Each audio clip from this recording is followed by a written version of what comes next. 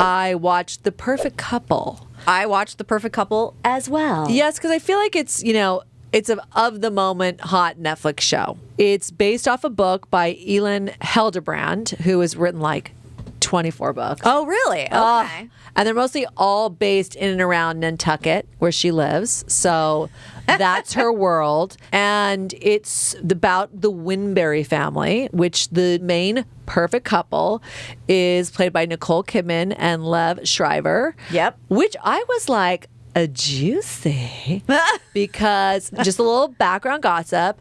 Lev's ex-wife, Naomi Watts, is best friends with Nicole Kidman. Yes. So I don't know what conversation took place before to be like, do I have a green light go?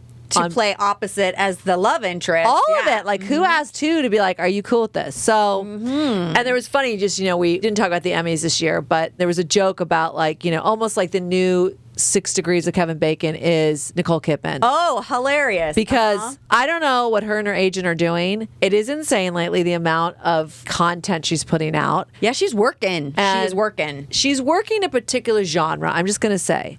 Well, yes, I will even say that this felt very Big Little Lies. I had to look up to make sure it wasn't the same writer. Oh, yeah. Just because we'll get into what the type of storytelling they did that seems similar. Yeah. But Nicole Kidman is in her privileged white woman in the middle of a trauma or crisis era.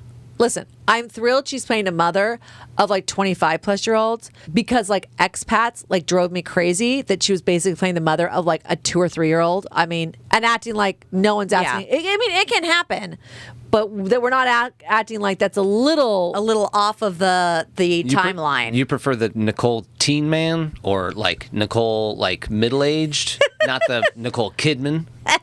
I'm not. Nicole, adult men. I No, was this is stretching what that we're joke. not giving you credit for. This is insanity. No, I mean, I appreciate what you did there, but oh my God. Okay, so she's in her young adult children era, which seems appropriate. Yes. So it basically starts off, which sometimes I like this technique or method of storytelling, where the bump event has happened. And so then But it's still a mystery. Yeah. It's, there's splashing water. There is a head going like this, and you don't know whose head it is. And like, something's happened, someone's dead, but you're not who sure or what. Who, yeah. So where we pick up in current time is the family is planning this big wedding for one of the Winberry's sons. Going to marry a girl from what they might consider the wrong side of the tracks. Yeah, she's not in their pedigree per se. Mm-hmm. And that's Amelia Sachs. And she's played by, I'm like, where do I recognize her from, or what's her background? Yeah, she was really good. Well, she was played by Hewson. The big thing, her last name is not Bono. Her dad is the lead singer of U2. No, what? Yes. Oh my gosh. Yes. Okay, that I did not know. And she looks a lot like her mother. A lot. Okay, so she plays the character of Amelia.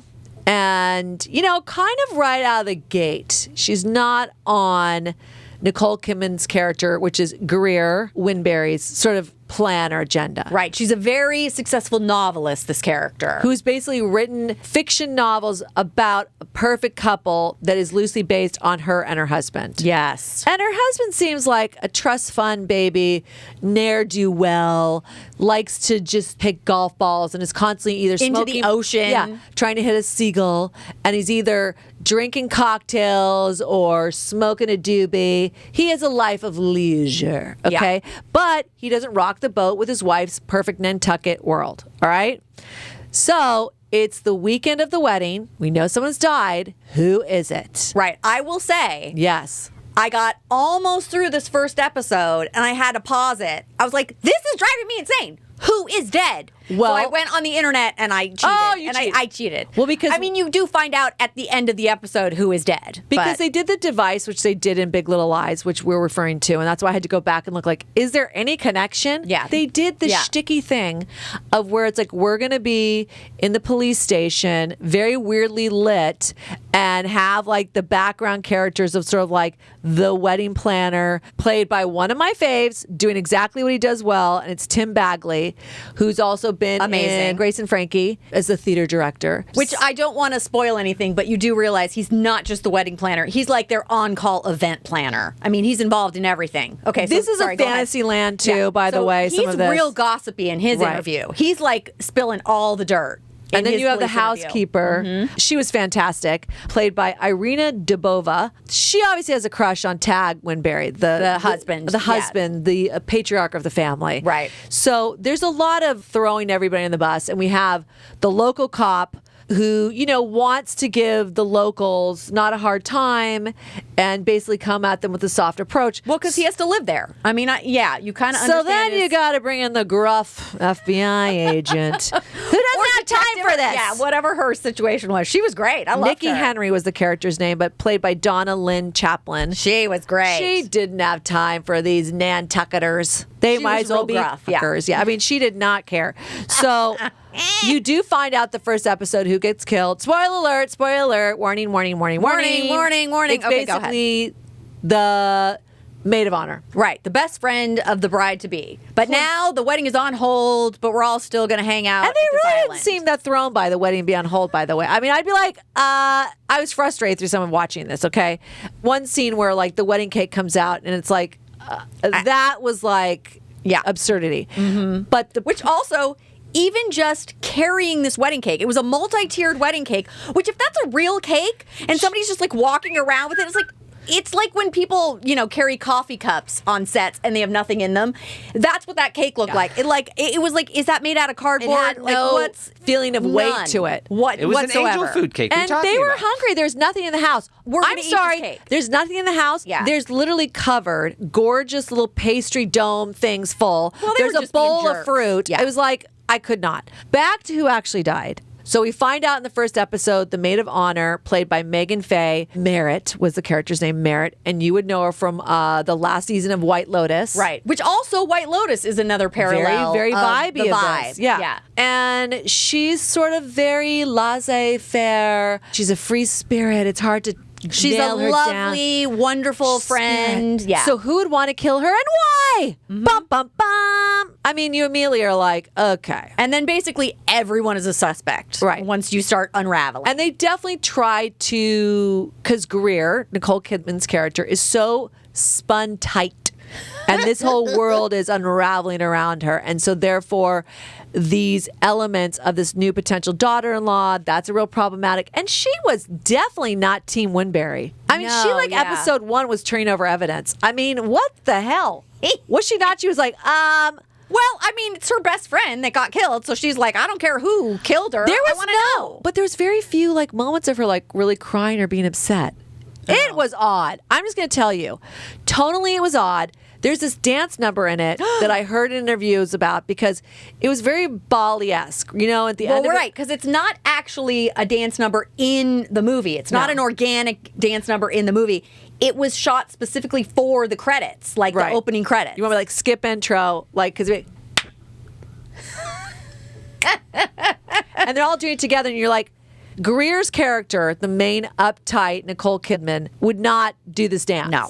Because here's the deal. She was so doing the wedding, and it seemed like the son, played by Billy Howle, Benji, Which, by the way, is her favorite son, so that he's marrying a girl that she doesn't like. not good. great. Yeah. So, she basically took over and did the whole wedding. So I don't see this dance anywhere being coordinated. Everybody would have learned this dance. But okay. And I heard I that don't think it was supposed to be that they actually, because the character who is dead is doing the dance. So when did they do the dance? So- there was a sort of like welcome cocktail thing, and that's where she dies that evening. So before. Yeah, it would obviously have been before was- that they all learned this choreography. It was her last dance. It was her last dance. It was her literally at. Definitely her last dance. They So didn't I- save the last dance? No, I don't understand. God help us. So I'll just do a quick couple shots. Dakota Fanning plays a very pinnacle role. She's great. Well, she's in her very low energy because her performance also in Ripley. Yeah. Is this a pinnacle or pivotal? Her pivotal, Okay. She's her particular, she's married to her one of the portrayal. sons. Yeah. What another P word can I come up with? The way she portrays it is there's just a very palpable, Ooh. bland, It's not pretentious, though. boom. Okay. very pretentious in this, to the point of like, are there cracks in the veneer of her marriage? But she's pregnant, and she's definitely the right pedigree for this family. So she plays a very pinnacle role in it. And then, I still don't even understand why she was there or what role she played. But the French actress friend, played by Isabelle Adjani, was such an odd, okay, we're going for it. So was the character of Shooter. Was this some billionaire friend who stayed in the guest house? Shooter McGavin? No. Sure. No. So, it is an ensemble cast. I think Nicole, this is my advice to you, Nicole, I'm going to speak directly to camera.